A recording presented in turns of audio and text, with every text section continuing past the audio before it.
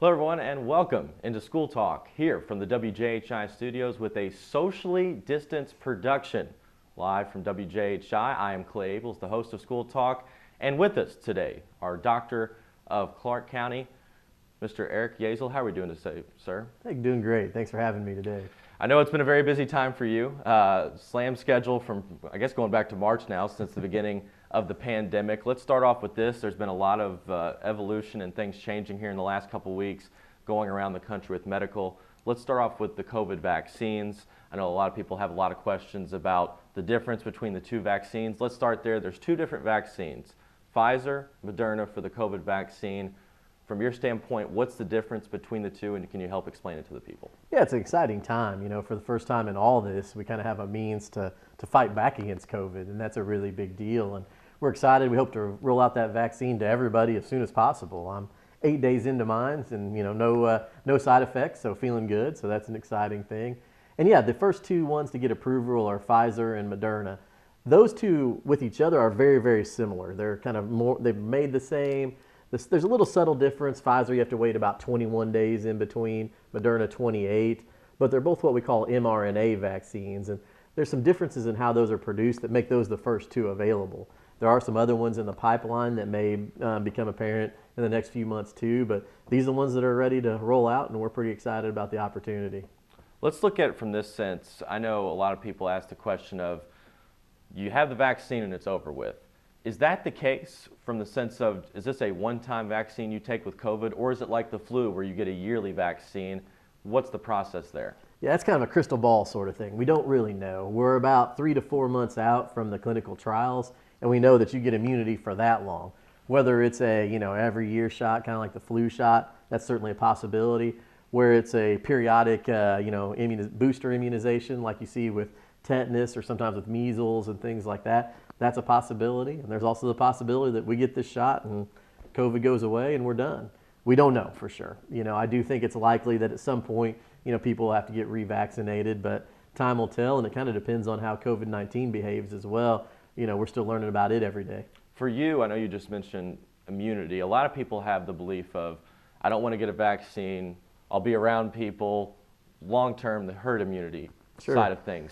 Is there a legitimacy to that? And what would you say to people that don't want to get a vaccine? There's a legitimacy to herd immunity. The controversy is how we get there. And in the modern era of vaccines and things, we've never achieved herd immunity to a true life-threatening condition like this. Literally hundreds of people would die in our county if we got herd immunity from a natural infection side of things. What we're doing is a combination of those who have gotten it out in the community naturally and vaccination, and I do think we'll achieve herd immunity that way and be able to put COVID-19 in our rearview mirror. But if you do it naturally, you're letting too many people pass away, and that's just unacceptable in modern days. For you, I know a lot of people have the question of the mask. Obviously, masks have been a big part of this whole process. A lot of people look at it like, oh great, I can get the mask off once I take the vaccine. Is that the case, or should you still wear your mask after taking a vaccine? Until we get to a certain point of herd immunity, a mask will still be necessary. You're not going to be an efficient transmitter after you have the mask, but if you would inhale some COVID-19, then there is a potential that you could spread it. It's going to be very, very unlikely. But again, it's just, honestly, sometimes it's just the logistics things of sorting out, hey, have you had the vaccine? You don't have to wear your mask, but have you don't, and sorting through all that is very difficult logistically too. So I do think you'll see masks part of our lifestyle for the next several months still. I know a big part of your job is dealing with the public. Sure. For you, what's been the public reaction so far since the FDA has approved these two vaccines? Are people positive and having the encouragement, hey, let's go out and take the vaccine, or is there some hesitance of taking the vaccine? What have you seen? A little bit of both, to be honest with you. I think over the last few months, the public sentiment towards the vaccine we've seen more and more people who are willing and interested. What I try to talk in terms of transparency, to tell people and let them make their own informed decisions. But I do stress this, make sure you're using actual science in order to make that opinion, not just a random story you saw on Facebook or something like that. What I fear is, in March, I'll see someone who got scared of taking the vaccine for, inappropriate reasons get really sick, and I think that's heartbreaking. So, I understand it's a personal decision for everybody, but hopefully they'll use the right information to make those decisions. Here with Dr. Eric Yazel on School Talk with you on December the 22nd, talking about the COVID vaccine and also what's going on around the country with the pandemic. For you, I know you just mentioned information and how people, especially nowadays, there's so much media coming your direction, whether it's from social media or television or radio or you name it. How do you all disperse information in the best way? Because there's so many things, I think, in your position you have to clear up because people worry about COVID with their own personal health issues, and then they're getting stories from every different direction. A lot of people don't know what to do.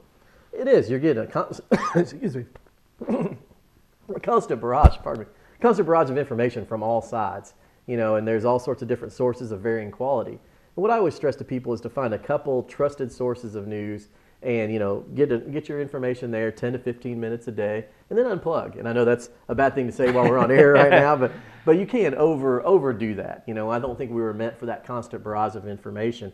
And locally, what we've tried to do is just to be as transparent as possible. We've tried to present information as unbiased as possible and explain why we're making those decisions. Those decisions we make may not always be popular, but at least we feel like we have scientific basis that we can explain why we made the decisions that we did. And when you make a decision, a lot of people have the question of, same thing with the schools of, okay, people have the idea that Dr. Loeffner, or Mr. Loeffner, excuse me, makes the decision of school's canceled. Well, there's obviously a bigger cabinet that goes into making that decision. Same thing for you. It's not just Dr. Yazel making the decision. There's a group of people. How does your cabinet and decision-making process go to say, shut down a school or restaurants? How does that work for you? Sure. Number one, we try to make data-driven decisions, not knee-jerk reactions. And then lines of communication. That was one of the most important things we did as we started school, is to have open lines of communication, not just between one school corporation, but even the individual schools.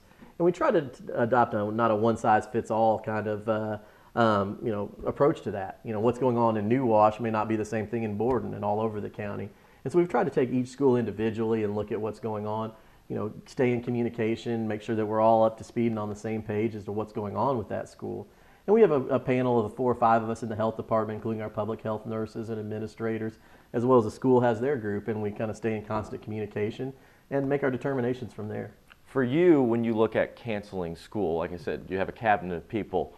What's the main data points you're looking at? Is it for the county being in the red? Is it COVID cases rising a certain percentage each day? How do you make that decision to say, okay, Jeffersonville, Charlestown, New Washington, you can go to school or stay at home? Sure.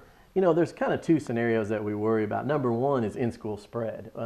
If we had a school where we said, okay, there's been 40 new cases from spread within the walls of this school where kids directly got it from attending school, that would be a time to react very aggressively. The schools in Clark County, including Greater Clark, have done an awesome job of preventing that. We have seen almost no in-school spread. I mean, the cases are, it's basically safer to be in school from a student standpoint than it is out in the community at large. The second side of that, though, is some of the safeguards, maintaining the safeguards we put in place to have that safe environment.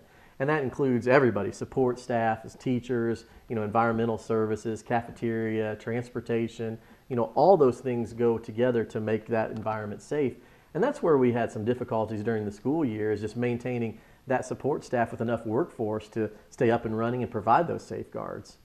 For you, you mentioned the point of school being safer than being out in the community. Why has it been so successful for schools, not just here in Greater Clark, but around the country? We've seen pretty decent jobs from school across the country not having a spread inside the schools. Why is that? I think the schools have worked really hard to create a safe environment. They put safeguards in place. They've social distanced their classrooms. They've, cafeteria is a big one that we watch for, where kids tend to congregate in small areas. They've done a great job of, being creative with how they set up their lunch periods. The hall passes, things like that. All the schools have done a great job on thinking outside the box on maintaining that good environment. And then also just somebody watching over saying, hey, put your mask up there, put your mask on, things like that. And there's something to be said for that. And so I think that environment, I can't say enough of what a great job the schools have done locally and across the nation. Here with a socially distant school talk live from the WJHI studios with Dr. Yazel. We're going to switch a little bit up to the athletic side. I know that's been a big part of questions for people, not only here but around the country, is keeping athletics going. Thankfully, you got through the football, volleyball seasons. Now you're into the tough part with the winter in basketball and wrestling going on. The first question we had from one of our people inside the school system was the distancing part. I know people talk about if you're in somebody with COVID contact for 15 minutes, you need to quarantine, get tested, etc. For athletics, it's a little bit more difficult because, say if you play a 24, 32-minute basketball game, you're not necessarily next to somebody for 30 minutes. You're around somebody for 10 seconds on a play, and then you go to the other side. How do you determine whether it's in practice or in a game, the distance and deciding when to quarantine? One thing I've said all through COVID is when all else fails, defer to common sense. And we know some of these sports are extremely difficult to distance. Obviously, if you're distancing as a wrestler, you're not doing a very good job. Right. And so that that's going to be virtually impossible. And so even in basketball, when you're running, that kind of aerobic activity, you're going to be breathing hard and things like that. So that's why you're seeing a little more aggressive quarantining of some of the sports teams. Typically a case on a team will knock out pretty much the whole team from a quarantine standpoint. And that's why we were pretty aggressive with spectators back around state tournament time in football and volleyball, because I can think of nothing worse than having to say, hey, great year, but now it's first round of sectional and you're going to stay home. Yeah, that just would break my heart. So, we put some extra safeguards in place to keep our athletes safe back then. And, wrestling and basketball do pose a unique challenge as well. Wrestling, obviously, from the contact side of things. Basketball, because this is Indiana, and, on normal years, we'll have packed houses, especially with all the great teams that are in our area. So, from this standpoint, this is another question we had from somebody in our school system, is a direct relation with athletics and COVID spreading. Do you see that at all when the athletic season comes around, the COVID numbers go up, or is there just a correlation from more of outside of the community? It's a little of both. I mean, we do see some cases localized within teams, but I don't know that that's necessarily unique to sports. It's just unique to, a social circle of 10 to 12 people all in the same close area. If you had 10 to 12 people all working at the same, restaurant, that would also be something where you might see several cases. So, we do worry about the spectator events, and that's why you've seen some of those restrictions there, because we have seen some cases stemming from some of the larger scale events and things like that. So that's why you see us at the 25% capacity rule. If we do move into the red, which we may in the next few weeks, then I think you'll see further restrictions to kind of in-house contacts and stuff coming up. So we'll see. The biggest thing I know on your plate right now, and really any health doctor across the country, is dispersing the vaccines. I know that's finally getting those moved in around the country. What's the latest information you have for people in this area on how to get access to vaccine and what the timetable will be? Yeah, we have it here at Clark County. We're one of the main distribution sites for the state, which is really exciting. The first round is for frontline healthcare workers, and that's what you're seeing. That process is going well. It's going smoothly. Honestly, going faster than it's expected, which is really exciting. Moderna, the second vaccine to come out, is a little easier to store, and so I think you may see more of that one used for the general public because there are more sites and things. Basically, long story short, you have to have a special fridge for the Pfizer one, and the hospital's the one that has that. Moderna can be used we have more locations that can use that. And I think, right now the focus is going to be on nursing home residents. That was just an area of such high mortality. And then the next is going to be the high-risk population. But schools, especially, teachers and support staff are going to be one of our first priorities when we start moving into the general public, and probably looking at sometime in mid-January for that. And will that be a situation when we get, and obviously I know you said stage one, you have to take care of the healthcare workers and the elderly, then you want to move to teachers and other people in high-risk situations. Will that be something when we get more to the general population? Will it be going to the health center? Will it be showing up to the schools to get the vaccine? How do you see that being dispersed? I think at least initially, we do have plans for a large volume vaccination site in the county that will be able to do several hundred people a day. And I think that'll be where you first see that. There may be some special populations that we go to those populations as well. But for right now, I think as far as the general public and those who are walking and able to drive and things like that, most of those will be done at a large volume vaccination site here in the county. And we're still firming up those details, but I'm really excited about the plan we have in place. We have a lot of parents that watch School Talk. I know there's a lot of concern being around Christmas time, New Year's Eve, family gatherings, parties, people being around each other. Those numbers will spike back up likely. Mm-hmm. What would you tell parents and expectations for school starting on time, maybe being on e-learning? What's your opinion and analysis there? Yeah, number one, obviously we understand the holidays. Everybody's going to want to, see their friends and family on Christmas and New Year's, just like Thanksgiving. What we say is, use common sense in those. If you're high risk, because it's a really tough one from a public health standpoint. You're going to get all spans of ages. You're going to get, the 90-year-old person who may have done everything perfect during COVID, but when their grandchild's home from college, they're going to come see them. And we understand that's a reality. And so we tell people to kind of limit their exposures, make sure they practice social distancing and masking. If you're going to have a big spread of food, make some plates individually and pass them out. Just common sense things like that. I do think it's likely that we'll see another spike after the holidays, similar to what we saw on Thanksgiving. About 10 to 14 days out, our local pattern took off, and I think we'll see likewise after Christmas and New Year's. That being said, we have worked with the schools, and identified some of the areas that made, consistency with schools difficult the first semester. Some of that support staff that we mentioned and things. So, I think we're hopefully going to start, on time and live with a virtual option, depending on, parents' comfort levels and things. But I do anticipate an on-time start. For you, and I know it's a difficult question, but society going forward, we've obviously seen so many changes this year with the masks and people not shaking hands anymore. How do you think changes, not just your position medically, but people in general, how we interact going in the future? Because obviously we've seen a ton of changes this year. What do you expect from a health standpoint to change going forward?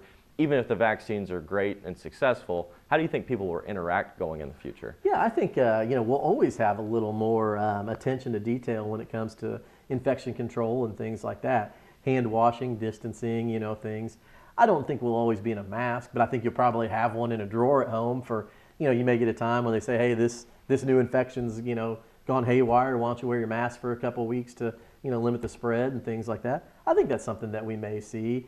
Obviously flu season's been almost non-existent because all the aggressive precautions we have for COVID make flu a non-issue. Now, obviously we're not going to go to those extremes, but I do think, it's always good from a public health standpoint to, to understand the fundamentals of hand washing and distancing, covering your mouth when you cough, things like that. Last thing I'll have you here wrap us up for, advice, a message you'd like to send the community. Yeah, see it through. It's been a long road for all of us since March. I mean, everybody in this county has sacrificed, whether it be, we've lost friends or loved ones, small businesses, restaurants from an economic standpoint, our kids from a social development and, just their loss of innocence. My kids have to ask me questions now about COVID and if they're going to be okay. And, we've all made big sacrifices, and now we start to have the light on at the end of the tunnel to fight back a little bit with this vaccine and, some of the new treatments and things like that. We're getting better every day at handling it from a medical standpoint. And so, let's double down, let's see it through. It just breaks my heart to think of somebody getting sick, all along, but even doubly now when, we're so close to putting this in our rearview mirror. And so I really encourage everybody to make a good informed decision, and hopefully they'll follow what I did and get their vaccine, and we'll move on with our lives. Well, Dr. Yazel, I appreciate you coming in and joining us here in the socially distanced production. I know you've been probably, I always say it to Mr. Lofton every time, you've probably actually been the busiest man. Mr. Lofton's about second in Clark County, but we appreciate you coming in and sharing this information with the community. Well, thank you so much for having me. I appreciate it. This is Dr. Eric Yazel here with us on School Talk December the 22nd as we get ready to finish up our 2020 year talking about the COVID vaccine and the pandemic in general, giving out advice and information to our greater Clark community. If you'd like to watch School Talk or listen to School Talk, here's our variety of options. School Talk is on 98.5 FM every day, also on WJHI.com at 1 and 7 p.m. Played as well on cable 184 and then uploaded online through WJHI social media on Facebook to see the full video, and links will also be put out on YouTube through Twitter and Instagram. That is WJHI on social media to find all your information. For Dr. Eric Yazel, I'm Clay Abel saying so long. Thank you for tuning into School Talk here live from the WJHI studios on 98.5 WJHI, LP Jeffersonville, home of the Red Devil Network.